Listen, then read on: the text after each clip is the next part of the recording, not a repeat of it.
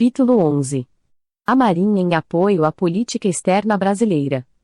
Guilherme Matos de Abreu contra-almirante, RM1, colaborador do Centro de Estudos Político-Estratégicos da Marinha, CEPMB, diretor do Centro de Estudos Estratégicos Marechal Cordeiro de Farias, da Escola Superior de Guerra, e membro do Corpo Permanente da Escola Superior de Guerra e do Instituto de Geografia e História Militar do Brasil. Visita do General Roca, o presidente da República Argentina, General Alejo Júlio Argentino Roca Paz, é recebido pelo presidente Campos Salles, em 8 de agosto de 1899. Autoria: Benjamin Parla Greco. Acervo do Museu Histórico e Diplomático, Palácio Itamaraty, Rio de Janeiro. A obra, de certo modo, sintetiza o tema. Retrata o presidente argentino, General Roca fardado, sendo recebido pelo presidente Campos Salles, a bordo do encouraçado Riachuelo, na Baía de Guanabara, Rio de Janeiro, em 1899. Ao fundo, aparecem, em postos de continência, o encouraçado San Martín, que transportou o presidente argentino, e seus navios escolta, o Buenos Aires e o Pátria. Essa visita representou um marco nas relações entre os dois países, sendo o primeiro evento relacionado à diplomacia presidencial de nossa história, o qual, como de praxe, teve suporte em meios militares. Um detalhe simbólico importante é o fato de que o presidente Campos Salles recebeu o presidente Roca a bordo de um navio de guerra em vez de esperá-lo em terra. No ano seguinte, embarcado no mesmo Riachuelo, Campos Salles retribuiria a visita. O apreço que o presidente Roca demonstrava ao Brasil foi forjado na campanha da Tríplice Aliança, onde combatera lado a lado com os seus companheiros de nosso exército. O San Martín era o navio mais moderno da Armada Argentina, na ocasião. A sua presença exibia uma amostra do desenvolvimento e capacidade de projeção do poder militar, bem como, simbolicamente, do poder da nação argentina, aspecto que insere a visita no contexto da diplomacia naval. Certa vez, ouvimos de um diplomata chinês: militares e diplomatas são parceiros de toda hora. São como se fossem as duas mãos de um mesmo corpo. No entanto, esta relação nem sempre é percebida, por se conferir ênfase ao discurso política externa sem segurança ou defesa, onde os formuladores imaginam escudar-se na fórmula soft power, poder suave ou brando. Ainda que a história e o acompanhamento do noticiário no dia a dia indiquem que, infelizmente, os conflitos façam parte da realidade humana e assim continuarão por muito tempo. O Barão do Rio Branco assinalava que o diplomata e o militar são sócios que se prestam mútuo auxílio. Um expõe o direito e argumenta com ele em prol da comunidade, o outro bate-se para vingar o direito agredido, respondendo à violência com violência. Este argumento, entretanto, não atende plenamente à relação entre os dois segmentos, pois pressupõe o fracasso de um para que o outro possa atuar. O próprio Barão nos oferece exemplos para tal, pois, na leitura de seus feitos, constata-se que não se limitava a atuar fundamentado no direito e no poder coercitivo, visto que se escudava em seu profundo conhecimento e capacidade de persuasão, além de recorrer ao poder econômico. De outra forma, não viabilizaria as compensações acordadas nas negociações. Exercia aquilo que se convencionou chamar smart power. O fato é que o culto ao direito e o uso do poder coercitivo são temas recorrentes na abordagem do binômio diplomatas e militares. Porém, esta visão é muito restrita, pois a interação entre eles vai muito mais além. Diplomatas e militares são parceiros de toda hora. A Marinha, em particular, por suas características, historicamente tem atuação relevante no apoio à política externa brasileira. Os instrumentos da política externa. Neste ponto, torna-se oportuno categorizar os instrumentos de que dispõe uma nação, de modo a facilitar a percepção das possibilidades e amplitude de atuação do setor defesa em proveito da política externa, cabendo destacar que, eventualmente, as atividades descritas poderão atender a mais de uma categoria. A. Instrumentos não militares. A diplomacia, que inclui a diplomacia tradicional, a diplomacia paralela, a diplomacia pública e a atuação em organizações internacionais, é. Instrumentos econômicos. B. Instrumentos político-militares. Base tecnológica e produtiva. Controle de armas. Atuação do sistema de defesa em período de paz. Assistência militar. Educação militar, Diplomacia militar, ações de presença, mostrar a bandeira, exercícios com forças armadas estrangeiras, operações de paz e operações de apoio humanitário. C. Instrumentos militares. Exceto no caso dos denominados instrumentos militares emergentes, os instrumentos militares são aqueles que implicam o uso ou ameaça de uso de força, tanto compelindo quanto em violência declarada. Detalhar a atuação, instrumento por instrumento, excederia o espaço disponível para este capítulo. Assim, a argumentação a seguir limitar-se-á àqueles aspectos relacionados à Marinha.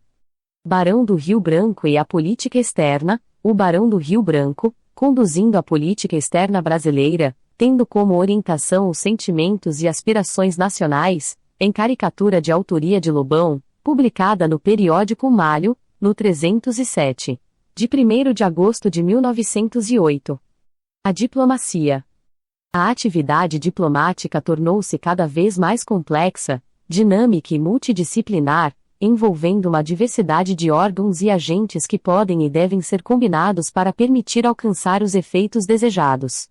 Por óbvio, o coração do sistema é o Ministério das Relações Exteriores, MRE. Em um cenário tão complexo, coordenar e orientar todos os componentes do sistema constituem desafios. Neste ambiente, as Forças Armadas atuam desde a dissuasão à assistência a países em dificuldade, tarefas humanitárias e operações de paz. Contribuem tanto para a execução de ações de apoio, de persuasão ou de coerção quanto para o desenvolvimento de medidas de confiança mútua. Além disso, conduzem atividades de assessoria e de apoio tecnológico, logístico e de segurança aos empreendimentos e missões, e representam o Brasil em órgãos internacionais, como, na Junta Interamericana de Defesa, na Organização Marítima Internacional, na Missão de Assessoria Naval na Namíbia, na Missão Naval em Cabo Verde, como conselheiro militar junto à Organização das Nações Unidas, em Nova York e em Genebra, etc. Aqui, destacam-se, ainda, as relevantes ações da Marinha e do Exército na delimitação de nossas fronteiras terrestres, no passado. No presente, ressalta-se a atuação persistente da Marinha no estabelecimento dos limites da plataforma continental, propiciando que, em pleno século XXI, no mar, tracemos a nossa última fronteira, os limites da rica Amazônia Azul, e na condução do Programa Antártico Brasileiro, gerenciado pela Secretaria da Comissão Interministerial para Recursos do Mar, CECIR, que tem sede no comando da Marinha. Navio Polar Almirante Maximiano, H-41, no topo, e navio de apoio oceanográfico Ari Rungel, H-44. Navios da Marinha que apoiam as atividades desenvolvidas pelo Programa Antártico Brasileiro. A Marinha contribui, ainda, para a boa imagem do país, ao exercer com proficiência as tarefas atribuídas ao Brasil por acordos internacionais, como é o caso da responsabilidade pela busca e salvamento em extensa área marítima, equivalente a 1,5 vezes o território nacional.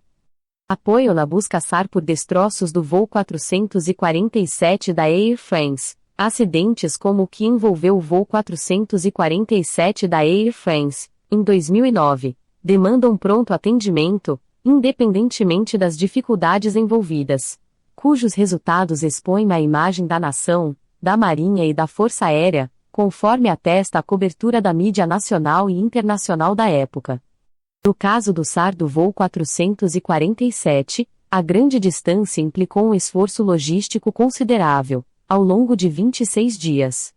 A operação envolveu 10 navios da Marinha do Brasil, alguns com helicópteros, navios da Marinha Nacional Francesa, navios mercantes, os primeiros a chegar na cena de ação, navios de salvamento contratados e aeronaves da FEB, da França, dos Estados Unidos da América e da Espanha.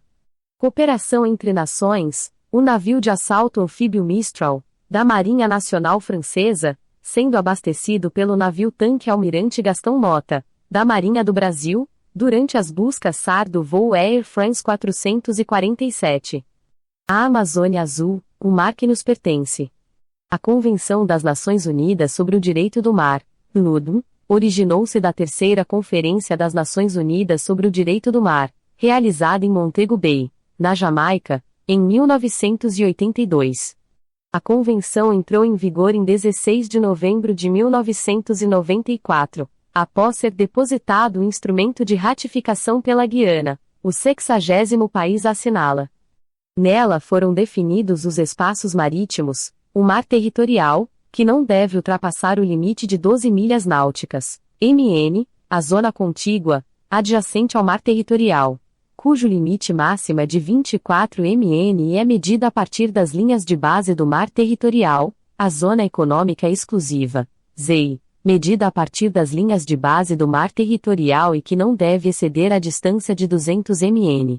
E a plataforma continental, que compreende o solo e o subsolo das áreas submarinas, além do mar territorial, podendo estender-se além das 200 milhas até o bordo exterior da margem continental.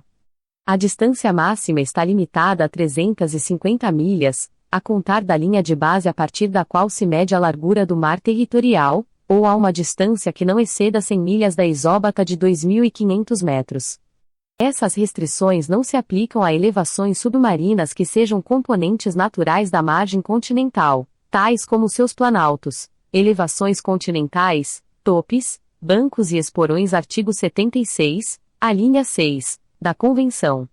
Foram definidos ainda conceitos complementares importantes, como águas interiores, que são as situadas no interior das linhas de base do mar territorial, as águas arquipelágicas, circunjacentes aos arquipélagos, como os de Martim Vaz e Trindade, de Fernando de Noronha e o Atol das Rocas, e a denominada área, em alto mar, que corresponde às partes não incluídas na zona econômica exclusiva, no mar territorial ou nas águas interiores, nem nas águas arquipelágicas de um estado, está franqueada a todos os estados, sejam eles costeiros ou não, desde que utilizado para fins pacíficos, e o regime das ilhas, entre outros. Uma parte importante da Convenção é o artigo 4, onde encontramos que, quando um estado costeiro tiver a intenção de estabelecer o limite exterior de sua plataforma continental, PC, além das 200 milhas marítimas, apresentará à Comissão de Limites da Plataforma Continental, CLPC, da ONU as características de tal limite, juntamente com informações científicas e técnicas de apoio.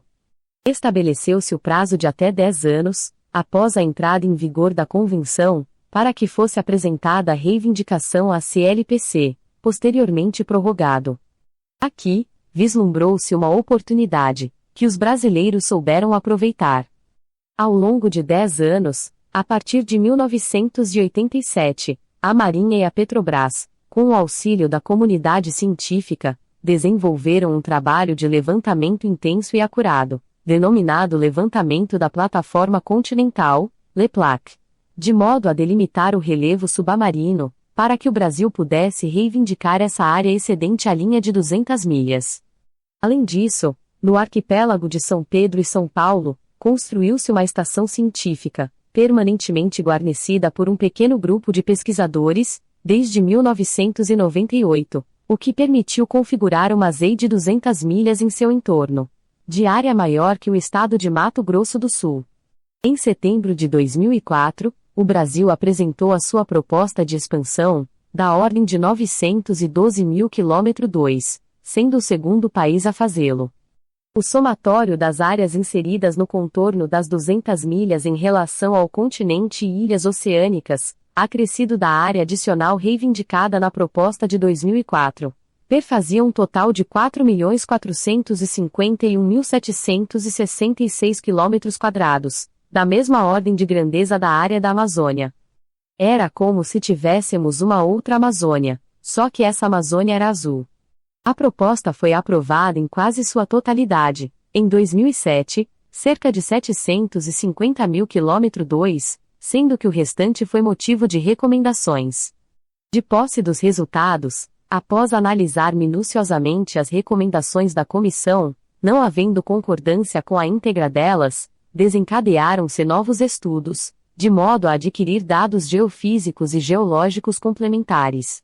a fim de habilitar o país a submeter propostas parciais revistas, PPR, para o limite exterior da Plataforma Continental Brasileira, PCB. Com as PPRs em análise pela Comissão de Limites, há uma expectativa de que o Brasil possa vir a incorporar cerca de 2,1 milhões de quilômetro 2 de plataforma continental estendida, PCE, além das 200 milhas, com destaque para a elevação do Rio Grande, ampliando significativamente a área pleiteada na proposta de 2004. O total da área oceânica sob a jurisdição brasileira poderá alcançar aproximadamente 5,7 milhões de quilômetro 2, ou cerca de 67% da área continental do território brasileiro. A Amazônia Azul é uma região imensamente rica e de grande influência na economia do país, em função do fluxo de comércio marítimo, tanto exterior quanto doméstico, da extração de hidrocarbonetos, da pesca e do turismo. Além disso, apresenta potencialidades econômicas relevantes por explorar, como as relacionadas à geração de energia, a explotação de recursos minerais de vários tipos e a produção de fármacos derivados da biodiversidade marinha. Riquezas. A Amazônia Azul é imensamente rica e de grande influência na economia do país, que dela é muito dependente, em função do fluxo de comércio marítimo, tanto exterior quanto doméstico, da extração de hidrocarbonetos, da pesca e do turismo. Apresenta potencialidades econômicas relevantes por explorar. É oportuno lembrar que riqueza atrai cobiça, cabendo ao detentor o ônus da proteção. Protegê-la é missão da Marinha. Diplomacia paralela e diplomacia pública. A expressão diplomacia paralela está associada a um relacionamento externo exercido por organizações públicas e privadas e indivíduos não vinculados diretamente ao Ministério das Relações Exteriores, MRE. Existe uma ampla variedade de organizações públicas e privadas e indivíduos atuando no relacionamento externo, nos mais variados níveis, em caráter oficial ou informal. Entre eles, obviamente, encontram-se os militares. Em todo o mundo, a atuação do Ministério ou Departamento de Defesa, normalmente, é expressiva neste segmento. No Brasil, o vulto da atuação do setor defesa no relacionamento com o exterior é atestado pelo grande número de interações registradas na rubrica Medidas de Fortalecimento de Confiança Mútua e da Segurança, submetidas anualmente à Organização dos Estados Americanos pelo Ministério da Defesa, 1500.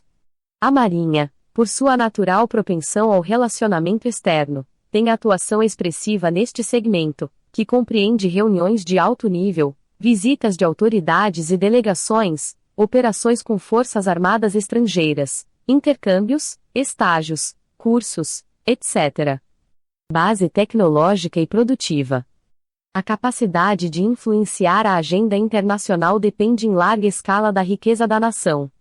Os países desenvolvidos, em maior ou menor grau, atuam no segmento, controlando o acesso ao mercado e à tecnologia. A Marinha, ao desenvolver projetos de alta tecnologia, particularmente no que se refere à construção naval, com destaque para a construção de submarinos convencionais e de propulsão nuclear, contribui sobremaneira para o desenvolvimento da base tecnológica e produtiva nacional, ampliando a capacitação da indústria, em decorrência do arraste que proporciona. Controle de armas. Envolve cooperação, controle de armas convencionais, construção de medidas de confiança mútua e de segurança, embaraços à proliferação de certos tipos de armamento e controles de exportação, inclusive com imposição de restrições de uso, em relação às quais um país do porte do Brasil deve precatar-se. Na crise com a França, denominada Guerra da Lagosta, 1963, o governo dos Estados Unidos tentou demover o emprego de navios de guerra brasileiros de origem norte-americana, baseados em uma cláusula do contrato de cessão, que impedia o seu uso contra aliados dos Estados Unidos da América. A existência de uma indústria nacional de equipamentos militares contribui para uma maior autonomia do país, tanto em aspectos de ordem logística quanto política. Assistência militar e educação militar. Eventuais parcerias com as marinhas de outros países também contribuem para o melhor relacionamento e desenvolvimentos de confiança mútua. Um bom exemplo foi a realização de manutenção de meia-vida do submarino Santa Cruz, da Armada da República Argentina, no Arsenal de Marinha do Rio de Janeiro, sinalizando o reconhecimento internacional da capacitação técnica da MB em manter e reparar submarinos, tendo como contrapartida a manutenção das turbinas a gás das fragatas brasileiras no Arsenal Aeronaval Argentino. Quanto à educação militar, desde o século XIX é oferecida a oportunidade de militares de dezenas de países, bem como de civis vinculados à área da defesa, obterem ou aprimorarem a sua formação profissional no Brasil. Inclui a formação de não combatentes, como pessoal da área de saúde e de civis, particularmente para a Marinha Mercante. O estudo da trajetória dos estagiários e alunos que participaram desses cursos, certamente, indicaria a existência de inúmeros indivíduos que atingiram elevados postos de natureza militar ou civil em seus países, comandantes de força, ministros, embaixadores, titulares de instituições de relevo, etc., propiciando relacionamentos importantes para a condução de nossa política externa. Diplomacia militar. Neste capítulo, adotou-se a expressão diplomacia militar para englobar as ações em que se mobilizem meios militares, podendo evoluir ou não para a ameaça ou mesmo emprego de força.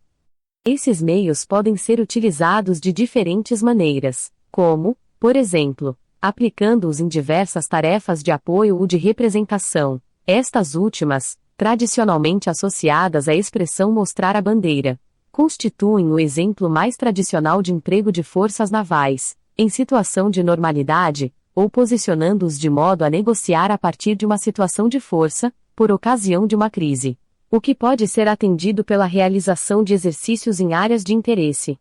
Assim, a diplomacia militar pode estar enquadrada como um instrumento político-militar e como um instrumento militar.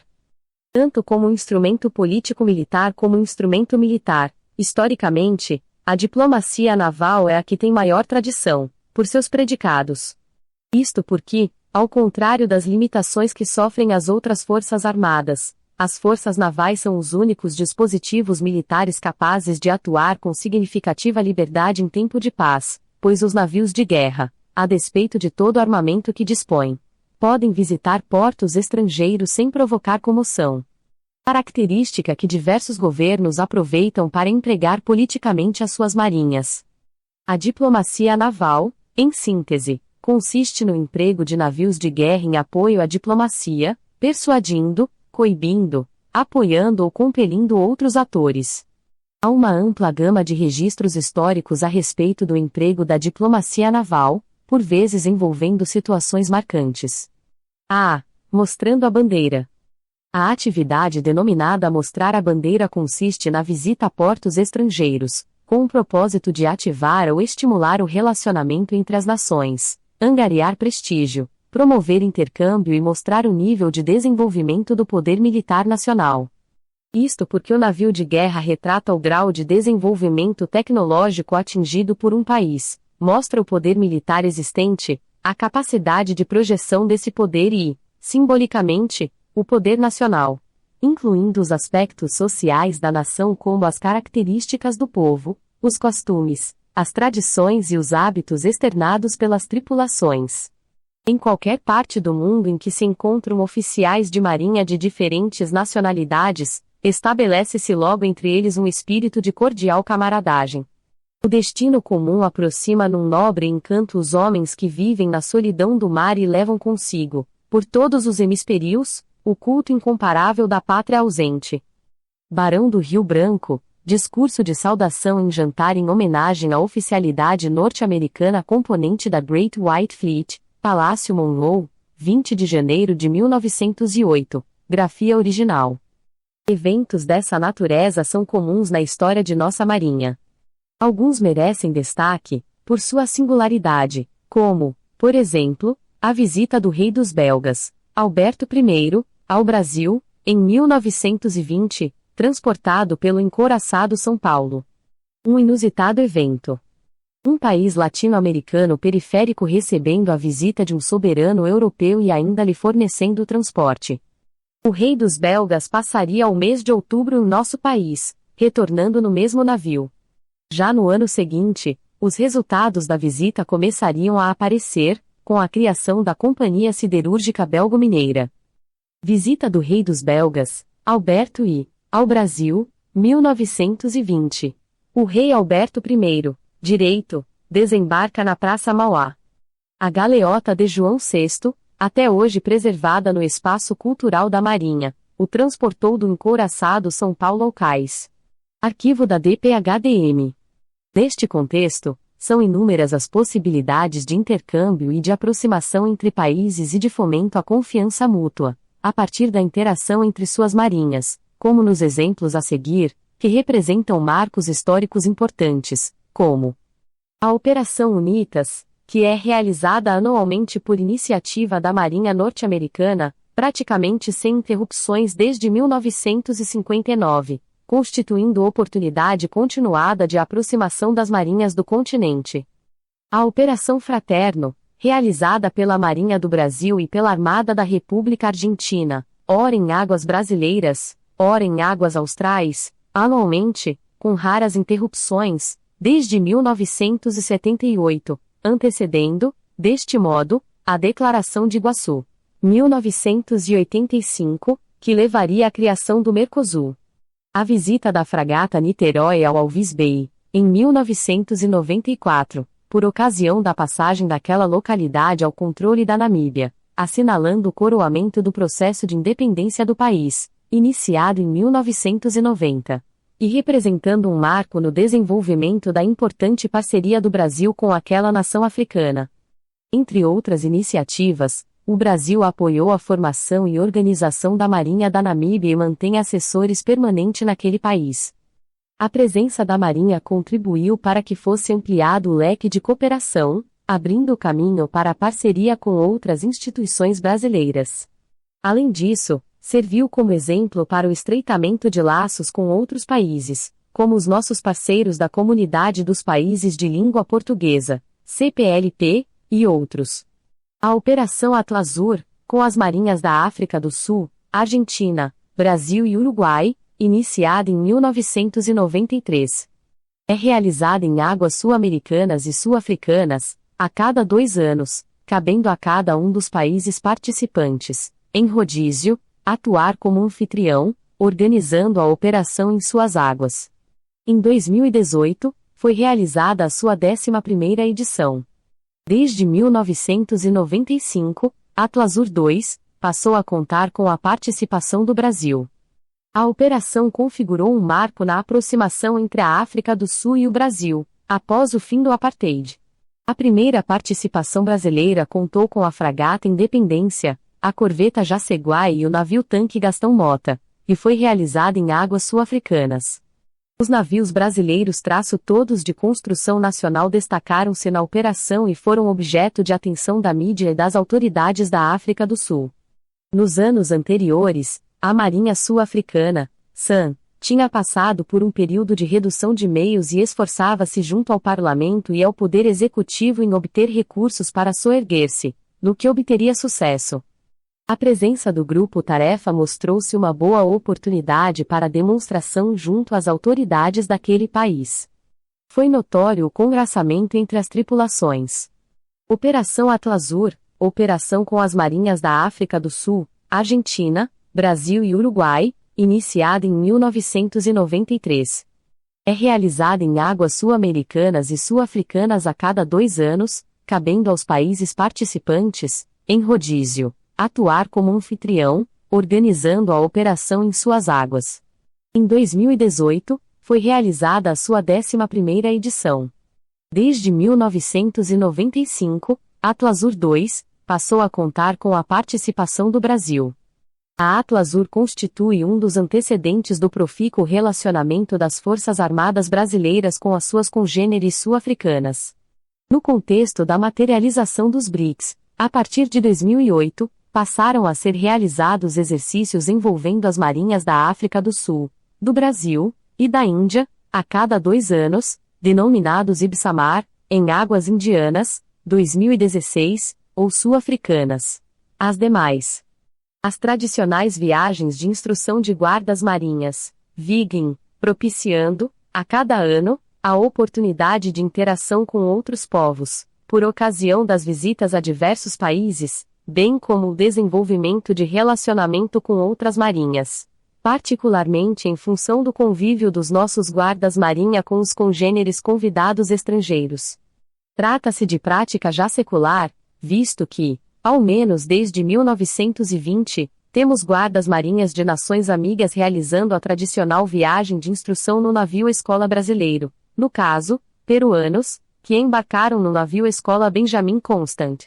Naquele ano, navio Escola Brasil, a cada ano, o navio Escola Brasil realiza a tradicional viagem de instrução de guardas-marinha, Vigem, propiciando a oportunidade de interação com outros povos, por ocasião das visitas a diversos países, bem como o desenvolvimento de relacionamento com outras marinhas. Na foto, o navio cruza a histórica Ponte da Torre, no rio Tâmisa, Londres, em demanda ao local de atracação. As também tradicionais viagens do navio veleiro Cisne Branco. Navio veleiro Cisne Branco. O navio veleiro Cisne Branco, um veleiro de grande porte, é um elo entre a tradição e a modernidade. Seu projeto é inspirado nos grandes e velozes veleiros mercantes do século XIX, denominados clippers, sendo dotado de modernos equipamentos de navegação e de comunicações, bem como para o tratamento de efluentes. Contribui para a formação marinheira do pessoal da Marinha e é empregado na difusão da mentalidade marítima junto à sociedade brasileira e em atividades de representação nacionais e internacionais, como na foto ao lado. Nela, é possível avistar o Cisne Branco, à extrema esquerda, representa o país na etapa brasileira do evento Velas Latinoamérica, no Rio de Janeiro. Por vezes, tais exercícios revestem-se de peculiaridades relacionadas à conjuntura regional, como é o caso dos frequentemente realizados na costa ocidental africana com as marinhas lindeiras, voltados ao controle e proteção do tráfego marítimo, com vistas à capacitação SAR e ao combate a atividades ilícitas, como a pirataria. B. Intimidando em situação de crise ou como demonstração de interesse. A presença de uma força naval em determinada área marítima exerce dissuasão em uma situação de crise ou demonstra sólido interesse em determinada região. Mantida como força potencial, não realiza, em princípio, ações diretas. Por vezes, a simples notícia da existência pode influenciar o processo decisório. A história do Brasil oferece bons exemplos. Em uma época em que a posse da colônia ainda não estava consolidada, a Amazônia brasileira foi mantida graças ao controle do acesso ao rio Amazonas, por meio de fortificações nas margens e de uma força naval na região da Foz e área marítima adjacente. A Marinha Portuguesa passou a ter unidades em caráter permanente na região a partir de 1728, quando foi criada a Divisão Naval do Norte, com sede em Belém. Situação mantida pela Marinha Imperial após a independência. Portanto, a Amazônia continuou brasileira porque se conseguiu controlar o seu acesso a partir do mar, ou seja, por ações continuadas de presença em sua interface com a Amazônia Azul. Na Guerra da Independência, o almirante Cochane chegou a São Luís, Maranhão, capitania então fiel à coroa portuguesa, com um único navio. Insinuou aos locais que havia uma poderosa força naval a caminho, capaz de submeter a cidade.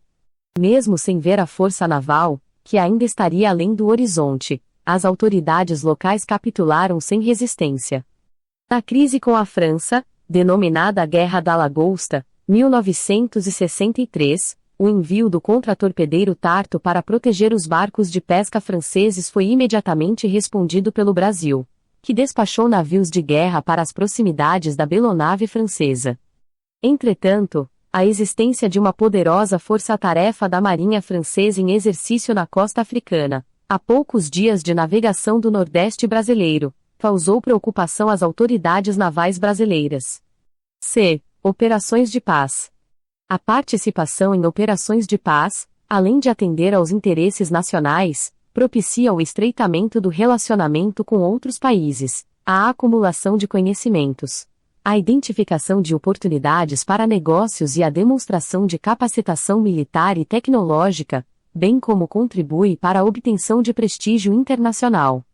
Operações no exterior, acima, Fuzileiros Navais na Força Interamericana de Paz, organizada pela UEA, que atuou na República Dominicana de 1965 a 1967. No meio, Grupo de Visita e Inspeção, GVI, de uma fragata em operação no Líbano, procedendo para a abordagem de navio a ser inspecionado. Abaixo, tripulação formada no convés de voo de uma fragata no Líbano. A afirmativa remete a aspectos importantes, os objetivos relacionados à política externa que são atendidos por operações desta natureza, entre eles, a contribuição para a obtenção de prestígio internacional. Salvo situações específicas, a participação em uma operação de paz é um ato voluntarioso, inclusive quanto a vulto de atuação, cujos resultados impactam a imagem da nação. Assim, todas as condições para o sucesso devem ser disponibilizadas para os meios envolvidos. Ao longo da história, a Marinha enviou militares para participarem dos contingentes brasileiros ou como observadores nas operações de paz, bem como proveu apoio logístico a tais operações, usualmente em locais distantes, como a Força Interamericana de Paz, sob a égide da OEA, em São Domingos, 1965, e as conduzidas por iniciativa da ONU em Moçambique e Angola, nos anos 90, e no Haiti, de 2004 a 2017. Também apoiou logisticamente o Batalhão Suez, do Exército Brasileiro, mantido no Oriente Médio, de 1957 a 1967. Fuzileiros navais em operação no Haiti. Durante a operação, o bom relacionamento com a população civil foi efetivo. Especificamente no Haiti, a Marinha manteve um grupamento operativo de fuzileiros navais, em regime de rodízio, ao longo dos 13 anos da missão, além de regularmente enviar navios transporte para o recompletamento de material e substituição de equipamentos. De fevereiro de 2011 a dezembro de 2020, a Força Tarefa Marítima da Missão das Nações Unidas no Líbano, FTM-UNIFIL, foi comandada por um contra-almirante da Marinha do Brasil. A FTM contava com navios de 6 diferentes países: Alemanha, Bangladesh, Grécia, Indonésia e Turquia, além do Brasil. A Força Brasileira, em rodízio, era composta por uma fragata ou corveta, dotada de um helicóptero Super Lynx, A-11A, que conta com um destacamento de mergulhadores de combate, MEC, empregado na reação a ameaças assimétricas e em abordagens. Além disso, um destacamento de fuzileiros navais compõe o grupo de proteção ao comandante da FTM e seu Estado-Maior, sendo empregado, também, em eventuais escoltas ou deslocamentos terrestres. Fragata União, em missão no Líbano. A missão da FTM-UNIFIL, ainda ativa, abrange duas tarefas principais: apoiar a Marinha do Líbano no patrulhamento e no monitoramento do seu mar territorial, por meio de operações de interdição marítima, prevenindo a entrada não autorizada de armas e materiais relacionados, por via marítima, no seu território, treinar o pessoal da Marinha do Líbano para que, no futuro, seja capaz de assumir o controle de suas águas territoriais. Com a saída da UNIFIL, a Marinha do Brasil passou a atuar com maior frequência no Golfo da Guiné, visto que a região se tornou alvo de pirataria em ritmo crescente, passando a ostentar o adverso título de corredor de navegação com o mais elevado número de ataques no mundo. Adicionalmente, em 9 de junho de 2021, um contra-almirante brasileiro assumiu o comando da Combined Task Force, CTF, 151, Força-Tarefa Multinacional. Essa força, sob mandato da ONU, combate a pirataria e provê proteção ao comércio marítimo global em uma área que abrange o Mar da Arábia, Golfo de Omã, Golfo de Aden, costa da Somália e sul do Mar Vermelho. Tem como sede a cidade de Bahrein. O comando é exercido em sistema de rodízio por almirantes de diversas nacionalidades. D. Operações de apoio humanitário. Apoiar outros países em momentos de dificuldade constitui uma boa ocasião para promover a aproximação entre povos e a construção de relações capazes de gerar oportunidades em proveito mútuo, bem como de se obter prestígio internacional. Para a execução desse apoio, os recursos e a capacitação disponíveis nas Forças Armadas são extremamente úteis, circunstância que as tornam atores tradicionais nas tarefas de apoio humanitário.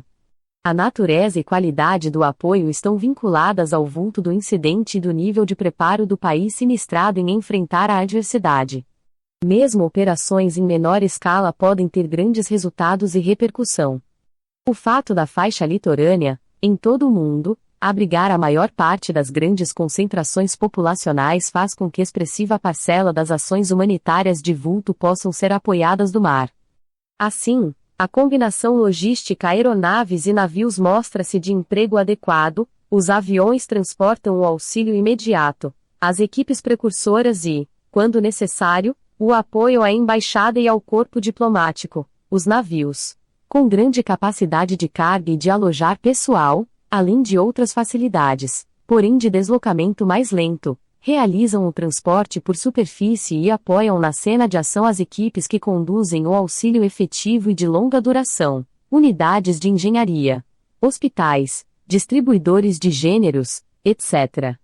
Tal combinação de meios logísticos de transporte foi utilizada, por exemplo, quando do socorro prestado pelo Brasil à Nicarágua, após o terremoto de 22 de dezembro de 1972, e o proporcionado ao Haiti, após o terremoto de 14 de janeiro de 2010. Outro evento relevante foi o apoio ao Chile, após o terremoto de 27 de fevereiro de 2010, onde o auxílio de maior visibilidade foi a instalação de um hospital de campanha da Marinha do Brasil, na região metropolitana de Santiago, o qual, após acionamento, em menos de 48 horas começou a ser deslocado para a região do sinistro. Ao todo, foram necessários 6 voos de aeronave C-130. Ações humanitárias relacionadas à assistência a refugiados também se inserem neste contexto. Nos anos 70, em função do agravamento das guerras de libertação na África, inúmeras pessoas aventuraram-se a atravessar o Atlântico em embarcações de pesca, tentando alcançar o Brasil, por vezes ficando à deriva no oceano por insuficiência de combustível, o que demandou ações de busca e salvamento por parte da Marinha. Operações de apoio humanitário, de cima para baixo. Auxiliar pessoas em dificuldades é uma atividade usual no meio militar, no Brasil e no exterior. Podem ser executadas em operações organizadas especificamente com esta finalidade ou a necessidade pode ocorrer em meio a operações em curso. De cima para baixo, fuzileiros navais socorrem flagelados por ocasião de uma inundação no Haiti, bilhete deixado por uma criança chilena, em reconhecimento pelo atendimento recebido no Hospital de Campanha da Marinha do Brasil. Montado em decorrência do terremoto de 2010, Corveta Barroso, em deslocamento para o Líbano, resgata refugiados no Mediterrâneo. Em 2015, foram recolhidas 220 pessoas, entre os quais 94 mulheres e 41 crianças, sendo 4 bebês. Instrumentos militares. Enquadram-se nesta categoria os empreendimentos que impliquem uso ou ameaça de uso de força, em vários níveis, até alcançar o extremo, que é a guerra. Há um significativo arcabouço legal a orientar e regular, no Brasil, o emprego dos instrumentos militares na política externa, começando pela Constituição da República, e abordá-los foge ao escopo desta abordagem.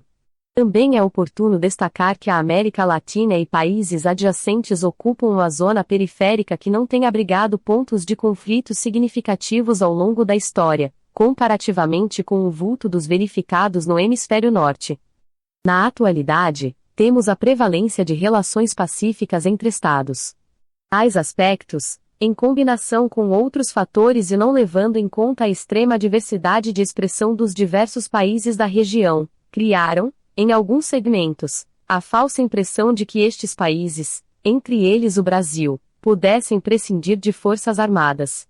No entanto, uma análise mais detalhada do tema identifica múltiplos fatores que recomendam, para o Brasil, a existência de forças armadas adequadamente aprestadas e dimensionadas para o que se tem a proteger e o que se deseja empreender. A. Intimidando em situação de crise ou negociação. Consiste na presença de uma força militar em determinada área, com o propósito de exercer a dissuasão por ocasião de uma crise. Não realiza, em princípio, ações diretas. A história apresenta inúmeros eventos desta natureza, inclusive envolvendo o Brasil, como a já citada Guerra da Lagosta, 1963, ocasião em que a França enviou um navio de guerra para o litoral do Nordeste. B. Intervenção militar limitada. As operações de apoio, não combatente, a aliados em conflito e operações de evacuação e resgate de cidadãos em zona de risco, entre outras, enquadram-se neste tópico. A literatura aponta a expectativa de que operações de evacuação e resgate tornem-se cada vez mais frequentes neste início de século, o que as tornam uma hipótese de emprego bastante plausível. Destaca-se que tais operações podem ser relativamente simples, limitando-se à logística de transporte, mas também de grande envergadura, envolvendo a necessidade de proteção armada e coordenação com outros países. C. Emprego do poder militar em conflito externo. Por fim, chegamos ao extremo do emprego do poder militar que é a guerra. E, aqui, nos restringiremos a um breve comentário a respeito da participação do Brasil nas duas guerras mundiais, tendo como foco o emprego do poder militar em proveito da política externa, de modo a extrair algumas lições. O Brasil foi o único país latino-americano a participar, com algum relevo, dos dois conflitos mundiais. Essas participações tiveram como motivação primária os ataques ao tráfego mercante, mas outros considerados estratégicos, como a posição geográfica e a disponibilidade de matérias-primas e de uma frota mercante expressiva, e necessária para o esforço de guerra dos aliados, influenciaram o processo. Apesar da participação limitada em ambos os conflitos, as nossas perdas no mar foram sensíveis, bastando assinalar que, no ataque devastador perpetrado pelo submarino alemão 507, ao afundar 6 embarcações, de 15 a 19 de agosto de 1942, morreram 607 pessoas, entre passageiros, homens, mulheres e crianças e tripulantes. No fim da Segunda Guerra Mundial, contabilizávamos 1.456 mortos, entre militares e civis, no mar. Uma análise detalhada indicaria que, nessas duas oportunidades em que o governo brasileiro decidiu empregar em larga escala as Forças Armadas, observou-se prontidão operacional das Forças Armadas inadequada para o tipo de missão.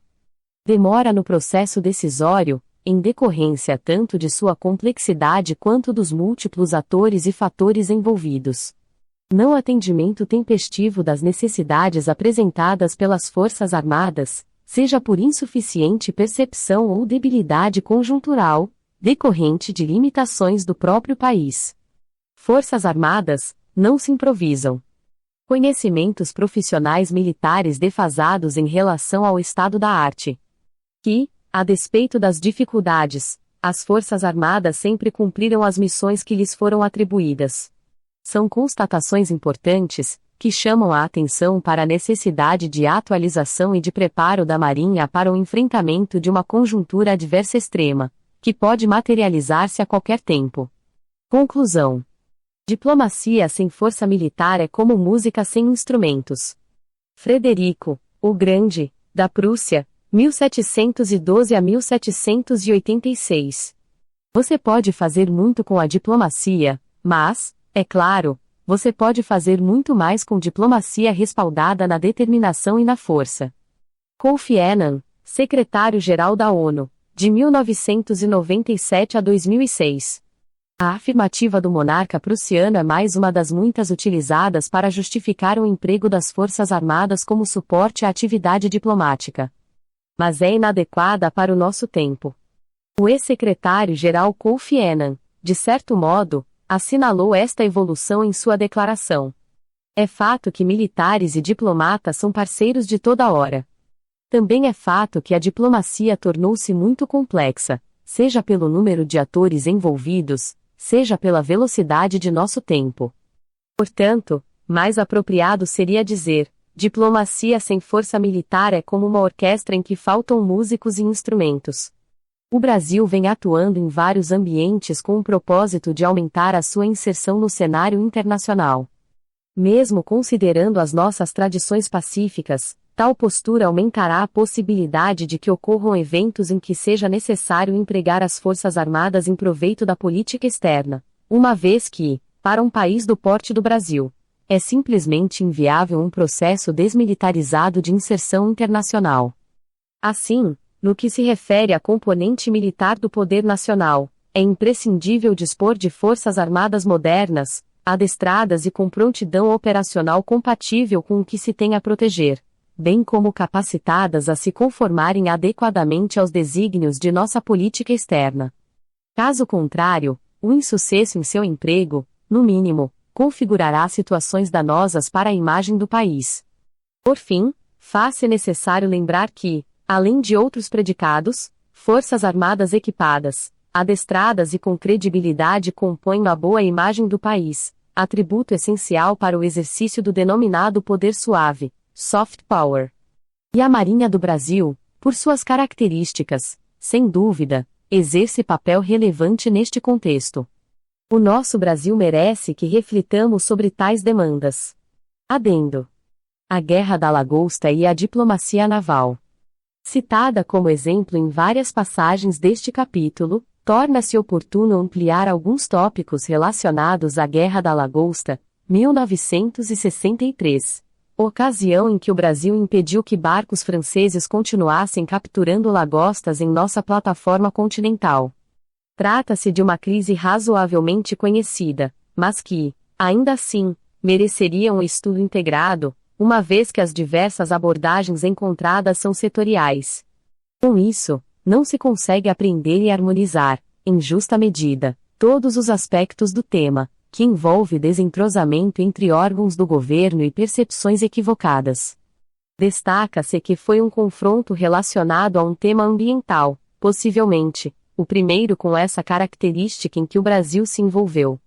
Afinal, o nosso país dispôs-se ao enfrentamento bélico, não só para preservar um recurso econômico, mas também, à luz dos argumentos empregados, para proteger da destruição a lagosta e a biota de seu habitat, que pescadores franceses já teriam dizimado em outras áreas devido às técnicas de captura que empregavam. A crise foi um problema potencialmente grave.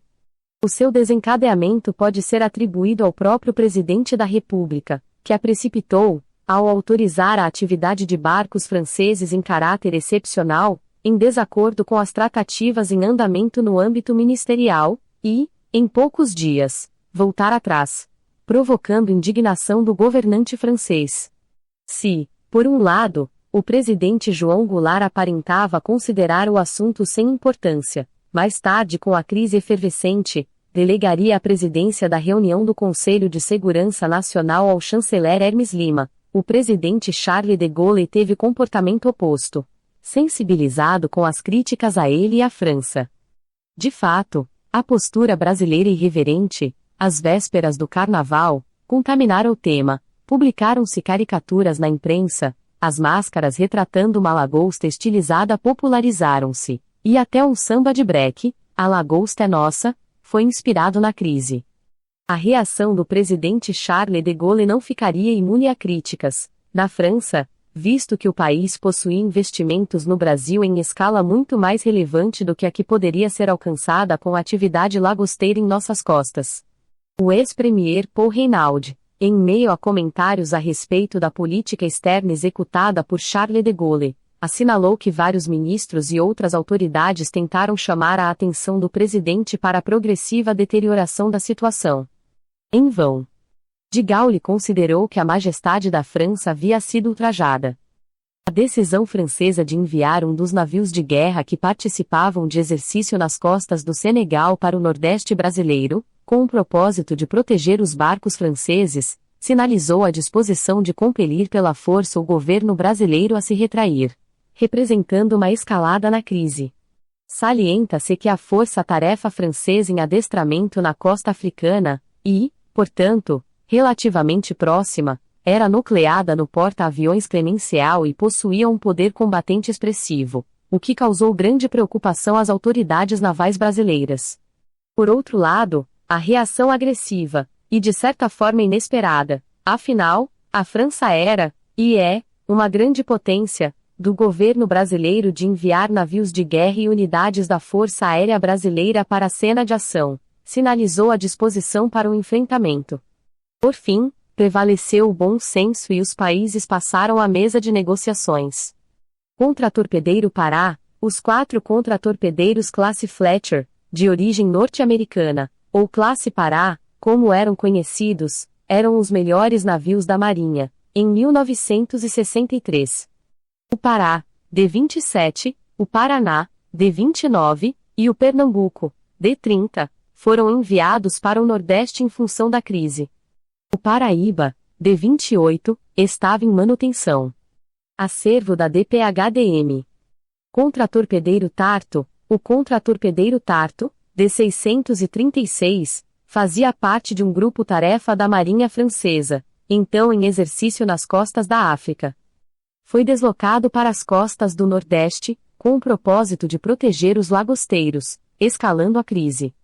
Contratorpedeiro Paraná Barra Vertical na manhã de 28 de fevereiro, o contratorpedeiro Paraná, D-29, teve um encontro com o CT Tarto, que, a esta altura, era acompanhado por aeronaves de FEB e monitorado pelas estações radiogoniométricas da MB. Mesmo na situação tensa em que se encontravam, os navios chegaram à distância de cumprimento e seguiram os procedimentos de continência, previstos no tradicional cerimonial naval. O contratorpedeiro Pará, a cerca de 7 milhas náuticas, aproximadamente 13 quilômetros, acompanhava a evolução dos acontecimentos. Como se vê, o presidente francês levara a sério o incidente. Isto fica evidente por suas atitudes à época e por sua visita ao Brasil, em 1964. Evento que, assim como a Guerra da Lagosta, insere em seu contexto o emprego da diplomacia naval. No período de 20 de setembro a 16 de outubro de 1964, o general de Gaulle realizou um périplo por 10 países da América do Sul, por ar e por mar, a mais longa viagem de seu governo. Constituiu uma das muitas iniciativas do presidente na condução de uma política que mirava ao engrandecimento da França e que passou a ser conhecida como política de grandeza politique de grandeur. A aproximação com a América Latina iniciou-se com uma ida ao México, em março. Em seguida, os seus interesses voltaram-se para o Sul. Ao longo da visita ao continente, em seus curtos discursos, o general de Gaulle invocaria, com sucesso, a atração da cultura europeia, francesa em particular, nos países sul-americanos, o que parecia mais evidente no Uruguai, Argentina e Brasil. Buscou oferecer aos sul-americanos novas opções para ajuda técnica e financeira, ainda que em menor escala do que a proporcionada pelos Estados Unidos. Os deslocamentos do presidente francês foram realizados em um Caravelle, a aeronave símbolo do soerguimento da indústria aeronáutica francesa, e a bordo do cruzador Colbert. O cruzador encontrou a comitiva presidencial nas escalas no Peru, Chile e Uruguai. No navio, legalmente território francês, o general de Gaulle assinava documentos que eram publicados no Diário Oficial com a inscrição, confeccionado a bordo do Colbert. Em Montevidéu, o presidente embarcou no cruzador, seguindo, em uma travessia de 3 dias, para o Rio de Janeiro, aspecto que constitui um diferencial nesse périplo, ainda que tenha havido um breve embarque por ocasião da visita ao Chile.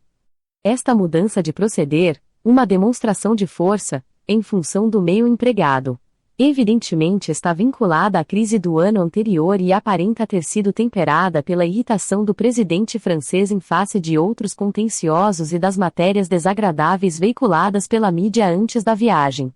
O cruzador Colbert era um dos navios mais modernos e poderosos da Marinha Nacional Francesa. A sua presença era uma amostra do desenvolvimento e da capacidade de projeção do poder militar francês, bem como, simbolicamente, do poder nacional, aspecto que remete à visita ao âmbito da diplomacia naval. O presidente do Brasil, à época, era o Marechal Castelo Branco. Um homem culto e preparado, que nunca se entregava de improviso aos assuntos governamentais. Assim, orientou o Itamaraty, quanto às implicações da viagem, que não teria apenas o significado de restabelecimento total de antigas e históricas relações, nem de passear, num outro continente, a sua glória, bem como estudou a coleção de documentos que lhes foram remetidos pelo Ministério das Relações Exteriores e os organizados pela Embaixada da França. Além disso, interferiu pessoalmente nos detalhes da programação. O general de Gaulle, ao contrário, não parece que fora bem orientado sobre Castelo, a quem possivelmente imaginava um presidente como muitos outros que conhecera. O presidente francês desembarcou no Cais da Bandeira, fronteiro ao edifício do Ministério da Marinha, no Rio de Janeiro, sendo recebido por Castelo Branco, em 13 de outubro. Dali, seguiu pela Avenida Rio Branco, sob aplausos da população, até o Monumento aos Mortos da Segunda Guerra Mundial. Após a cerimônia de aposição floral, os presidentes deslocaram-se para o aeroporto Santos Dumont, de onde uma aeronave da FEB os transportou a Brasília. Seguiu-se a viagem do presidente francês a São Paulo e o retorno ao Rio de Janeiro, onde foi oferecida uma recepção em retribuição ao Marechal Castelo Branco, a bordo do Colbert, atracado no pier da Praça Mauá, em 15 de outubro. De Gaulle embarcou no Caravelle Presidentielle no dia seguinte, retornando à França. Presidente Charles de Gaulle sendo recebido pelo presidente Castelo Branco. O presidente de Gaulle foi recebido no Cais da Bandeira, fronteiro ao edifício Almirante Tamandaré, então sede do Ministério da Marinha, pelo presidente Castelo Branco. Acervo da DPHDM. Os eventos por ocasião da chegada e as conversas travadas no voo e em Brasília aparentam ter mudado a percepção do dignitário francês quanto ao Brasil e seu presidente. O último ato seria a recepção a bordo do Colbert, onde era visível a cordialidade entre os dois chefes de Estado, o que contrastava com o tom cerimonioso do primeiro encontro. Mais tarde, já na França, de Gaulle diria a interlocutores que não o haviam preparado para o Marechal Castelo Branco, e que este muito impressionara, como estadista e por sua cultura. O almirante René Besnaut, então ajudante de ordens do presidente francês, apontou que esta viagem pareceu-lhe um marco grandioso de um projeto que se tornaria duradouro. O objetivo francês era o de criar, ampliar ou reforçar a cooperação econômica, científica e política com os países em vias de desenvolvimento e o de assumir um papel crescente no mundo. A América Latina ocupava, a este respeito, um lugar essencial aos olhos do dignitário francês, e a iniciativa de aproximação protagonizada por de Gaulle continuaria a dar frutos desde então. É interessante observar como esta visita, um marco da diplomacia de ambos os países, em sequência a uma crise relevante relacionada a um recurso do mar, pode contar com um meio naval, seja como símbolo de poder intimidante, como cenário ou como apoio à diplomacia presidencial.